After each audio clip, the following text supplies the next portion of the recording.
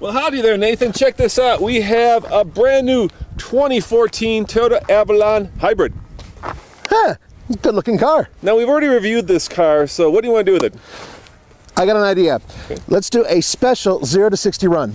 Okay, what's special? It's just 0 to 60, dude. Yeah, but this has a sport mode, and I'm curious to see if in sport mode, if it's any quicker 0 to 60 than regular. So one run in regular, one run in sport mode. Who gets sport mode? Oh, I do, of course. No. It's not fair. What do you mean it's not fair? It's my idea. No. Hey, Chris, think of a number between 1 and 10. Got it. All right, what's your number? 7. All right, I'm going to say 2. What's your number, Chris? It was 8. Ah! All right. I'm betting it's going to be the same. Yeah, probably.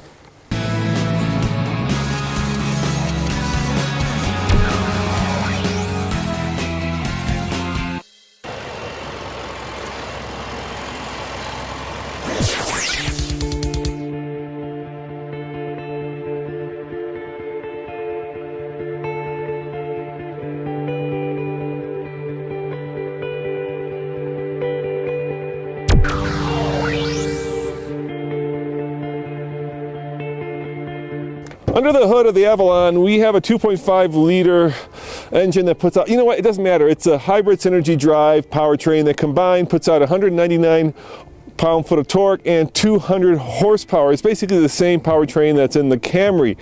What's exceptional about this large family sedan is that it gets 40 MPG combined. All right, 0 to 60 in non-sport mode. And I am gonna bet that it's gonna be identical to Nathan's. Right, Nathan? You never know. All right, we'll find out right now. There is a mighty sight. So if we were at sea level, which you obviously were not, this should be going about 8.4 seconds from 0 to 60. I'm betting it's going to be a lot slower. And that's once again because we're at a mile above sea level, there's less air density, so there's less horsepower.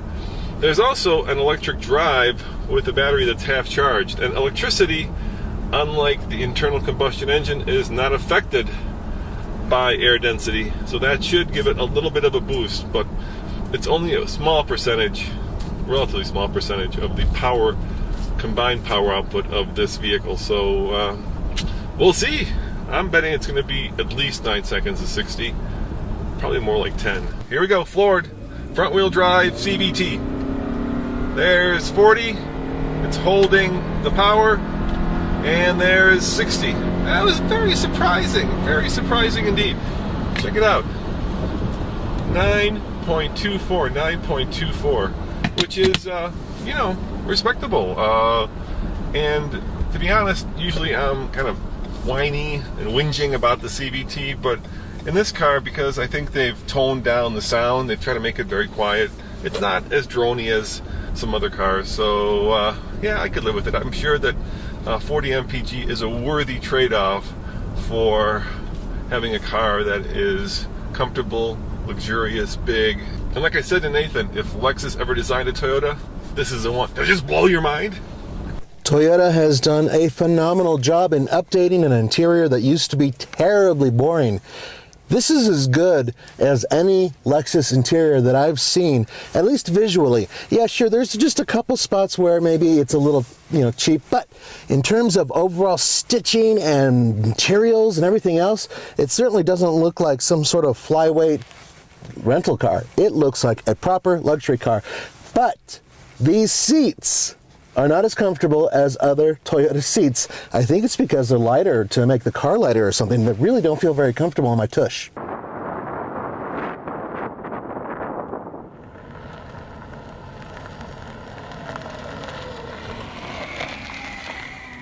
All right, Nathan, you were very close, 9.24. And I'll tell you why. Because it has an electric motor, so it compensates for some of the loss. Question is, are you going to be faster? I weigh about 20 pounds more than you, but I think that sport mode will do absolutely nothing. Let's find out.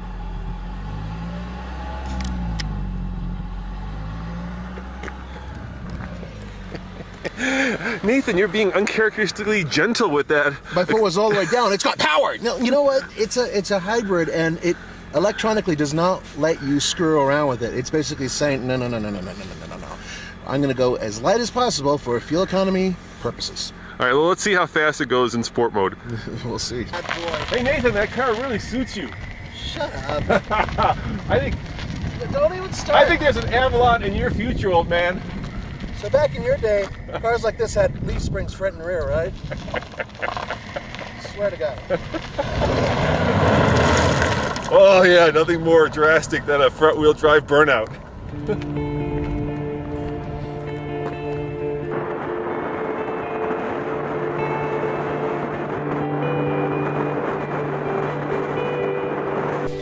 Actually really impressed with the design of the Avalon.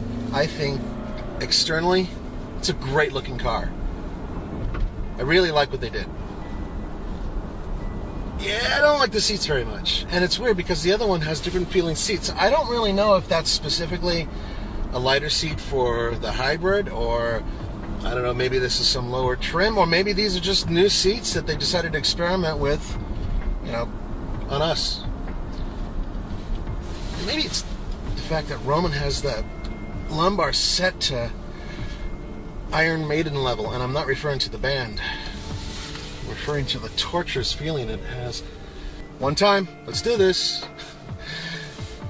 Put my hat down a little lower just to prevent it from flying off. Here we go. What's cool is when you switch it over to sport mode, it goes from the eco stuff, and it, I'll be different. It goes from eco to an RPM gauge, which is really neat, and it's in the center where you want to see it. So that's cool too. And I was faster than Roman. 9.19.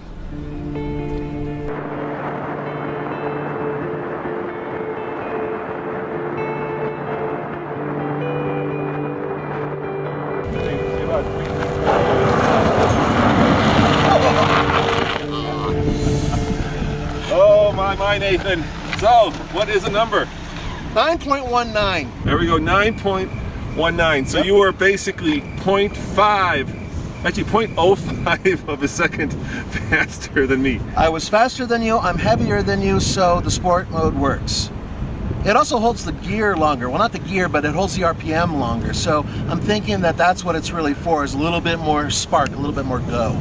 So next time you're in a drag race with like a Lincoln hybrid or maybe a Camry hybrid, put it in sport mode and you will kick their ass. You'll dust them, dude. As always, this is Roman. And Nathan. Thanks for watching, and see you next time. Ciao.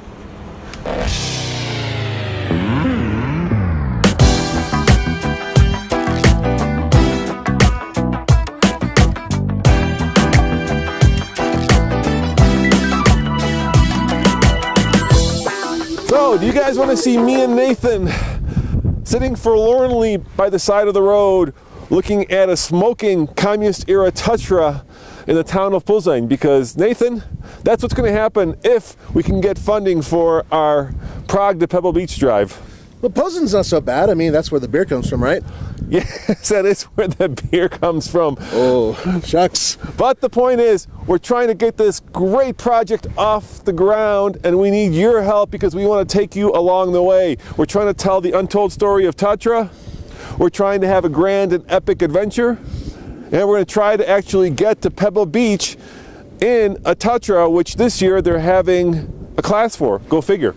That's right, and if you guys do donate, you can be part of this. You can actually have some stuff put on the car, and if you donate enough, you can actually ride in the car. Yeah, and you could see us sitting by the side of the road wondering, what the heck were we thinking when we came up with this crazy idea? He came up with the idea. All right, Nathan, so if our fine and generous subscribers and viewers want to get involved in this, well, quite frankly, dubious adventure, how do they do that? You can go to tflcar.com and you can click on the link, which is right there, Prague to Pebble, or click right here. Click right there and help us achieve what we know will be an epic adventure. It certainly will be.